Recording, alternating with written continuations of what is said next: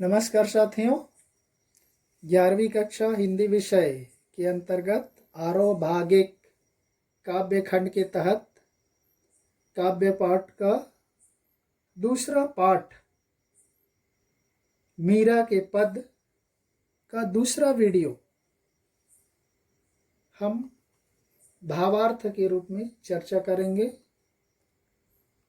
पहला जीवन परिचय के रूप में मीराबाई के हमने देखा। नेक्स्ट में दूसरे पद में भावार्थ, उसके काव्य सौंदर्य सहित आपको बता दिया गया। अब ये दूसरा पद है, 5 लाइन का पद है, इसलिए यह जल्दी समाप्त हो जाएगा। लेकिन यह अभी दूसरे पद में भी मीराबाई ने प्रेम रस में डूबी हुई मीरा सभी रीति रिवाजों, जितने भी सांसारिक रीति रिवाज है, कस्टम्स है, ट्रेडिशन है, उन सभी बंधनों से मुक्त होकर के श्री कृष्ण के प्रेम में वह अमर होने की कामना कर रही है। श्री कृष्ण की भक्ति करते हुए श्री कृष्ण के प्रेम में डूब करके अपने आप को अमरत्व बनाना चाहती हैं, अपने आप को अमर कर देना चाहती हैं। यह बात प्रस्तुत पद में मीराबाई ने प्रकट किया है। तो चलते हैं पद नंबर 2 की ओर। पग घुंघरू बांध ही मीरा नाची, मैं तो मेरे नारायण सू, आपई हो गई साची, लोग कहे मीरा भई बावरी, न्यात कहे कुलनासी, विष का प्याला राणा भेजिया, पीवत मीरा हासी, मीरा के प्रभु गिरधर नागर, सहज मिले अविनाशी। तो देखिए मीराबाई श्री कृष्ण की भक्ति करते हुए वह कैसा अनुभव करती हैं और किस तरह से श्री कृष्ण की भक्ति करते हुए अपना उद्धार चाहती हैं, इस संसार से मुक्त होना चाहती हैं। मीराबाई कहती हैं, हे प्रभु, हे श्री कृष्ण, मैं आपकी दासी मीरा इतना प्रसन्न हूँ, आपकी भक्ति में इतना खुश हूँ कि मैं अपने पैरों में घुंघरू बांध करके नाचने लगी हूँ। जब व्यक्ति अत्यधिक प्रसन्न होता है तो क्या करता है? नाचने लगता है या गाने लगता है। तो इसलिए मीराबाई भी श्री कृष्ण की भक्ति करते हुए इतना प्रसन्न है, इतना खुश है, इतना आनंदित है कि वह अपने पैरों में पग यानी होता है पैर, अपने पैरों में घुंघरू बांध करके नाचने लगी हैं, नाच उठी हैं। मैं तो मेरे नारायण सू, आपई हो गई साची। वह अब सारी दुनिया इस प्रेम के दृश्य को देख लें, सुन लें, ऐसा वह कहते हुए नाचती हैं। वह अपने आप को, स्वयं को श्री कृष्ण की दासी बताती हैं, श्री कृष्ण की सेविका, नौकरानी के रूप में बताती हैं। और वह कहती है, मैं तो मेरे नारायण सू, मैं तो अपने नारायण की हूँ, मेरे लिए वह नारायण श्री कृष्ण सब कुछ है। मैं उसकी दीवानी हूँ, उसकी दासी हूँ, आपई हो गई साची, और आप ही सत्य हैं। आपई हो गई साची, मैं स्वयं ही उसकी सच्ची दासी बन गई हूँ, उसकी नौकरानी बन गई हूँ, और उसके प्रेम में मैं पूरी तरह से पागल हो गई हैं। लोग कहे मीरा भई बावरी, न्यात कहे कुलनासी। संसार के लोग, परिवार के लोग उनको कहने लगते हैं कि मीरा अब बावरी यानी पगली हो गई है, पागल हो गई है। श्री कृष्ण के प्रेम में वह अपना शुद्धबुद्ध खो चुकी हैं। इसलिए वह पागलों की तरह बातें कर रही है। मीरा भाई बावरी न्यात कहे कुलनासी, उनके न्यात अर्थात वह कुटुंब के लोग, कुल के लोग कहने लगते हैं कि ये कुल का नाश करने वाली है। कुल कलंकनी कहती हैं, कुल का विनाश करने वाली कहती हैं उनके कुटुंब के लोग, परिवार के लोग, उनके रिश्ते नातेदार लोग मीराबाई को कुलनाशी कहती हैं, क्योंकि वह सारी सांसारिक मर्यादाओं को त्याग करके संतों के साथ, एक महिला होते हुए भी संतों के साथ बैठकर श्री कृष्ण की भक्ति करती है।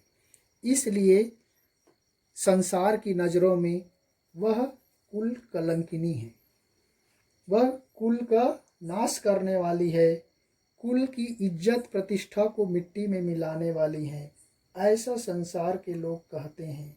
इसलिए संसार के लोग उनको पगली भी कहती हैं, कृष्ण के प्रेम में वह बावरी हो गई कहते हैं।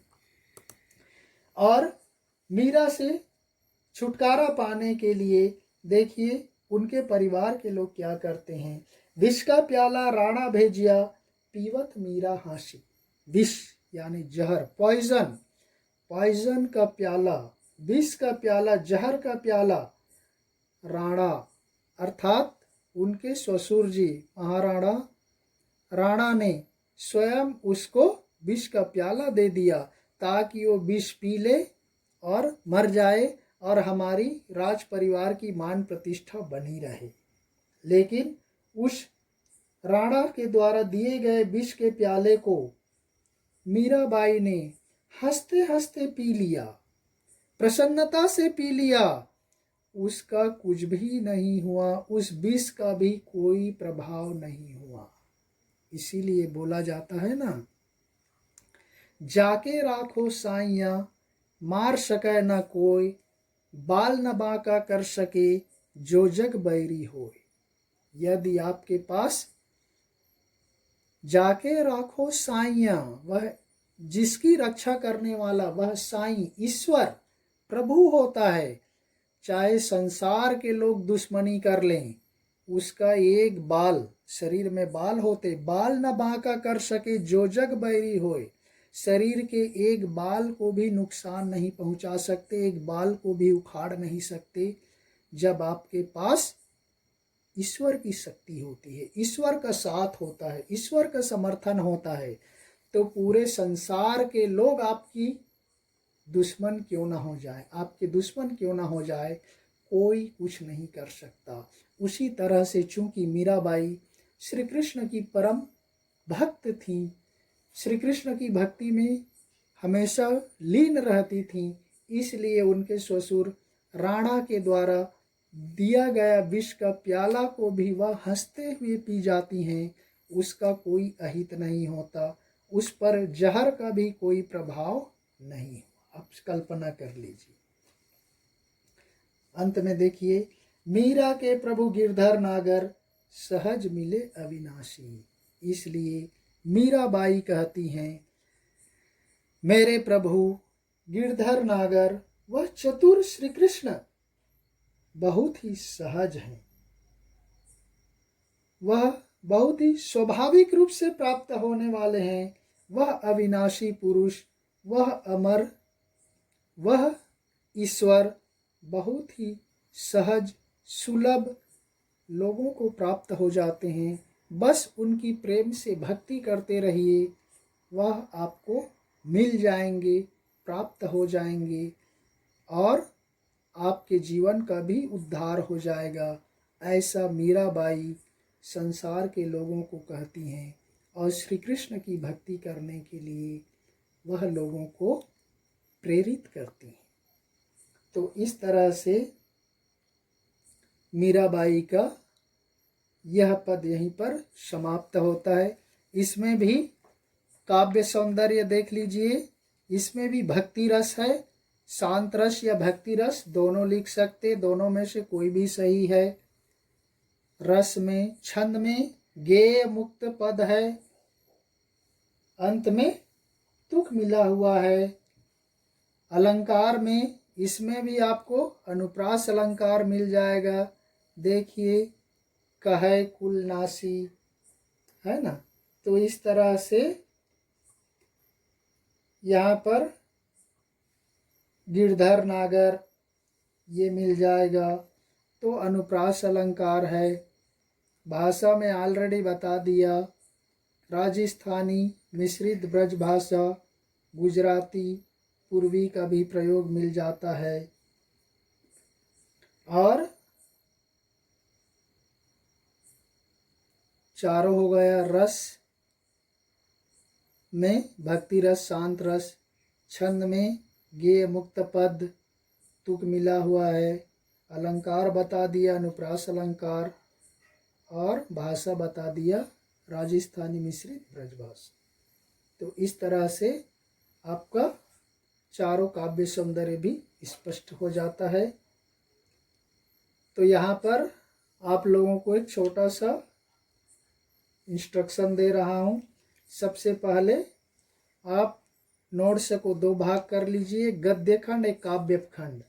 काव्य खंड में पहला उस कवि या लेखक के बारे में संक्षिप्त जीवन परिचय नोट कर लीजिए, जन्म मृत्यु कहाँ हुआ, उनकी प्रमुख रचनाएं क्या है, उनकी भाषा क्या है। उसके बाद पद लिखिए या शब्दार्थ लिख लीजिए। शब्दार्थ लिखने के बाद फिर प्रश्नोत्तर लिखिए। और इसके बारे में प्रश्नोत्तर लिखने के लिए आपको दीक्षा ऐप आप याद रख लीजिए। दीक्षा ऐप डाउनलोड कर लीजिए। उसमें आपको सारी सामग्री प्राप्त हो जाएगी, मिल जाएगी, आसानी से लिख सकते, नोट्स बना सकते। तो इस तरह से साथियों, यहाँ पर काव्य खंड का दूसरे पाठ का दूसरे पद का वीडियो भी हम यहीं पर समाप्त करते हैं। फिर किसी अन्य पाठ के साथ मिलेंगे। तब तक के लिए धन्यवाद। जय हिंद।